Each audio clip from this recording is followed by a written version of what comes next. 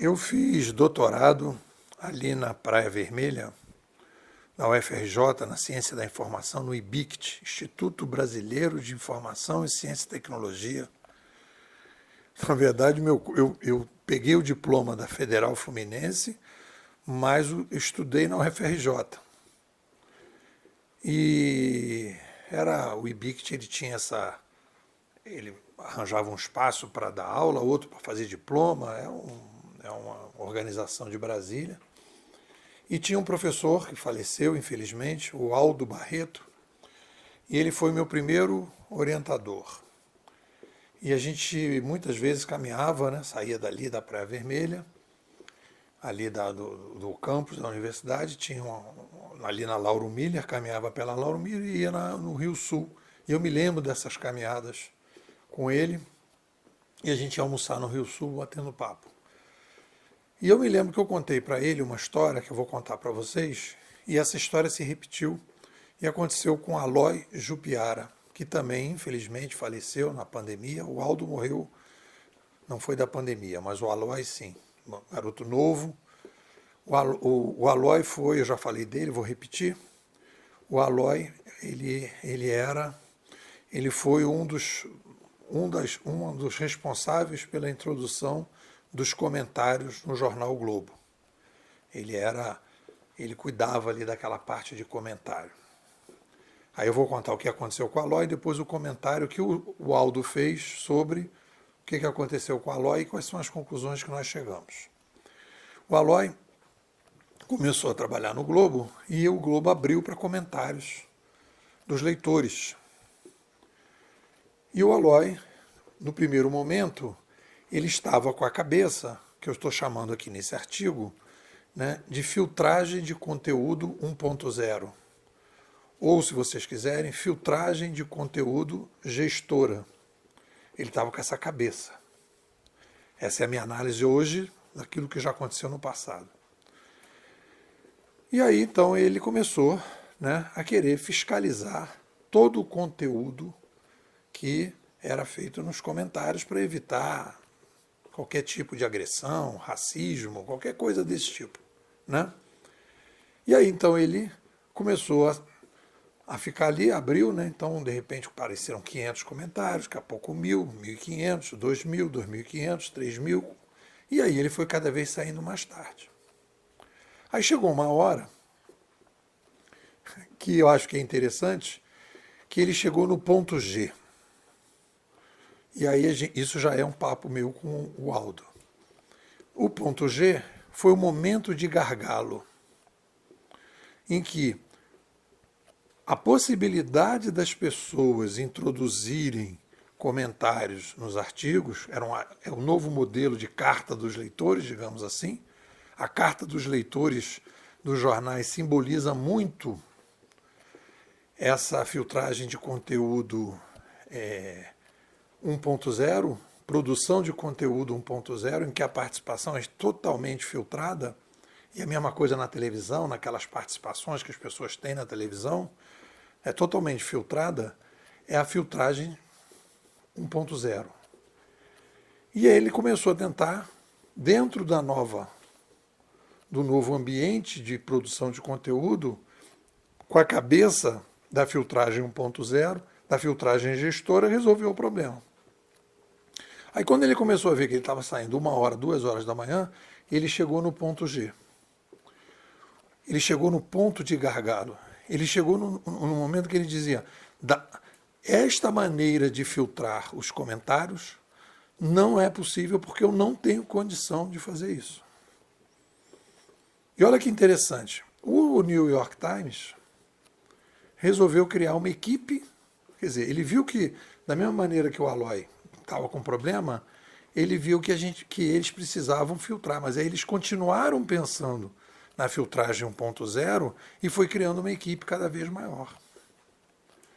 E o Aloy falou, não, eu preciso mudar. E aí o Aloy deu um upgrade na forma de pensar o problema, e aí ele foi para a filtragem 2.0. Ele criou um botão de denúncia e transferiu para o usuário possíveis denúncias dos comentários, que foi muito mais inteligente, muito mais barato, muito mais ágil, E aí ele passou não mais a ler todos os comentários, mas apenas as denúncias que as pessoas faziam sobre algum tipo de comentário. Então ele chamou o leitor para ser um cooperador, um coparticipante da filtragem dos comentários. O que o Aldo me disse? O Aldo me apresentou um livro, né, que é o livro sobre. Eu já não vou lembrar do autor aqui, mas ele me apresentou o livro dizendo isso, que quando você vai mudando a complexidade, você vai mudando a forma. E aí, então, e isso foi ótimo ter feito o curso da ciência da informação, porque a ciência da informação opera com um banco de dados. É o bibliotecário, o arquivologista, e está preocupado sempre com a quantidade de informação. E ali, então, eu tive essa percepção de que a gente estava aumentando, e aí a Vânia Araújo também, professora do curso, que me ajudou muito, principalmente no mestrado, ela dizia que a gente vai em determinado momento, quando você aumenta o volume de um determinado sistema de informação, você entra numa entropia. Foi o que aconteceu com a Alloy. Quais foram as soluções? A solução do New York Times foi aumentar a equipe e do Alloy foi mudar a filtragem, da filtragem 1.0 para 2.0.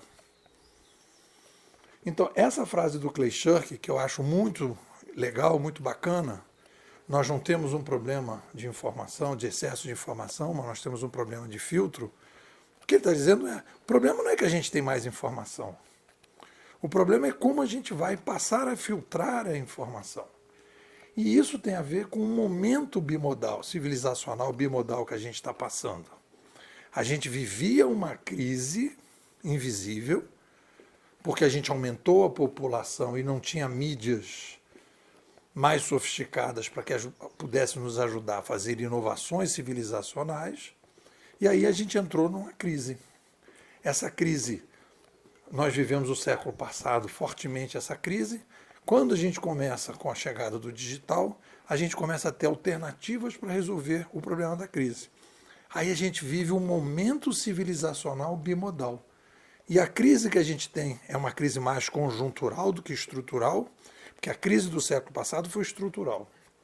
Essa crise atual é conjuntural. É um momento bimodal em que eu tenho uma nova forma de filtrar a informação e que eu preciso criar uma nova forma de filtragem da informação e eu tenho a filtragem antiga. Aí eu vou para o caminho do New York Times. Eu vou tentar resolver o problema da velha maneira. E a coisa não funciona. É isso. O que vocês dizem? E aí, pessoal, tudo bem? Meu nome é Leandro Alves, eu estou aqui na Escola dos Bimodais acho que estou indo para a 4ª temporada aí, junto aí com os bimodais, e eu posso afirmar aí sem errar, com uma certeza razoável, que entrar para bimodais é o melhor investimento que eu fiz aí nos últimos anos. Realmente, assim, a escola ela traz todo um portfólio de conhecimento que você não acha por aí, entendeu? Um conhecimento de altíssima qualidade, a qualidade dos participantes é impressionante, sempre tem muita provocação, tanto do lado dos artigos do NEPOL, quanto do lado dos próprios alunos. Você encontra gente de background muito diferente, muito distinto.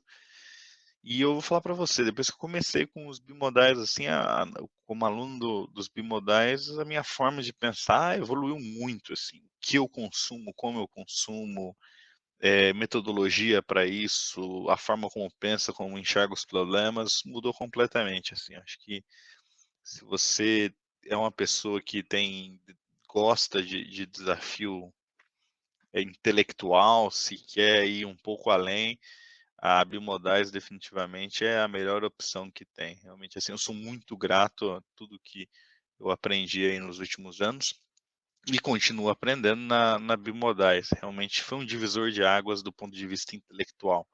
Para mim é realmente um grande prazer fazer parte desse projeto. Vale super a pena, hein? Um abraço, tchau, tchau.